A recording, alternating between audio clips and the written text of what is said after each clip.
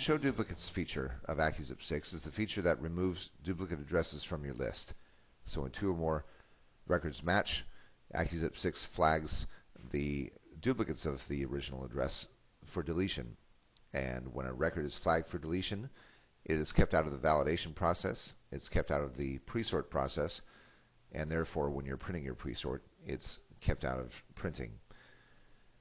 When a record is deleted, it has this black rectangle to the left of the record. As you can also notice, as I'm deleting these records, the records are in a light gray lettering. To permanently remove deleted records from your list, you can pull down the Edit menu and choose Pack Database. That'll get rid of those records permanently. If you want to remove the deleted status from the records, bring them back to life, so to speak, you can choose Recall from the Edit menu. Click Recall, and now those records are no longer flagged for deletion. So you can perform that on a selection of records or all of the deleted records in your list. But for now, this is a Show Duplicates video, so we'll get right into that. I'm going to click on the Show Duplicates icon.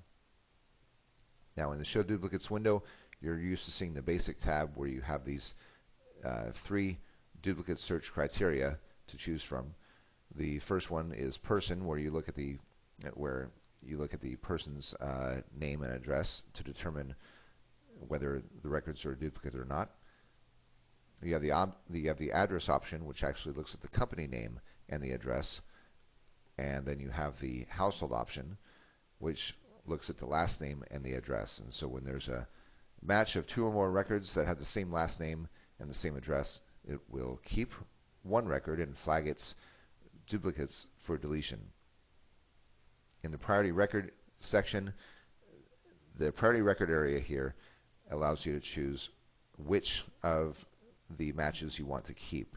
So when you have a situation where there are duplicate records, which one do you want to keep? Do you want to keep the one that's nearest the top of the list, which is the original option? Do you want to keep the one that's at the bottom of the list, or nearest the bottom of the list, which is newest? Do you want to keep the one that has the most information when you count up all of the characters in the fields?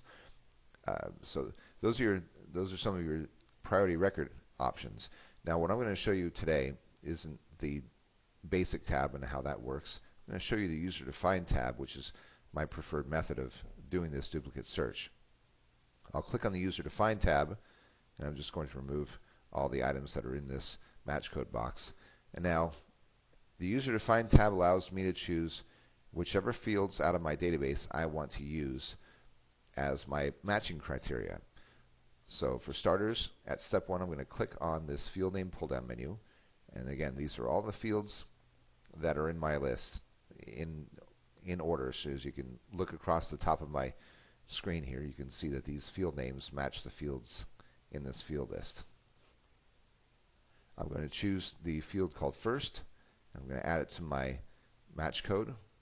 I'll choose the field called last, add it to my match code with this little plus icon there. Click on the field name pull down menu and choose suffix for my name suffix. I'll choose address, and I'll choose zip. Now I've just built my match code. Every field in this match code box makes up my match code. So when the 2 or more records are identical based on these 5 fields, they will show up as duplicates of one another. Now as for my priority, which record do I want to keep when the 2 records match? I want to keep the record that has an email address, and I'll show you how to do that. With the priority record section, I'm going to choose newest, and again that's going to keep the record closest to the bottom of my list. I'm going to check the order by box, and then with this field name pull down menu, I'm going to scroll down until I find email.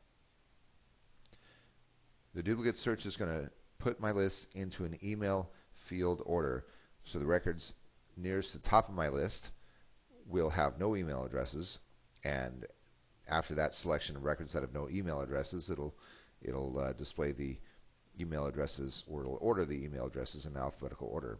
So by choosing newest and order by email, I'll be choosing the record when 2 or more records match. I'll be choosing the record that has an email address, or if the two records, if both records have an email address, the one that's lower in the alphabetical order. But the idea here is that if two records match and one of them has an email address, I'm going to get the one that has an email. So I'll hit the Start button, and now the duplicate record screen comes up, and I'll just maximize this and double-click this rectangle to resize the fields, and I can see here that I have two records, duplicates of one another. The company name, the name, the address, city, state, zip, they're all the same. I didn't choose company in my criteria, but the name, the address, city, and zip are all the same. This record, the second record here, has an email address, whereas the first record doesn't. And you can see that the first record is grayed out. It has the deletion rectangle. The second record doesn't. If I update my database, it tells me one record has been flagged for deletion. That's the one that did not have an email address.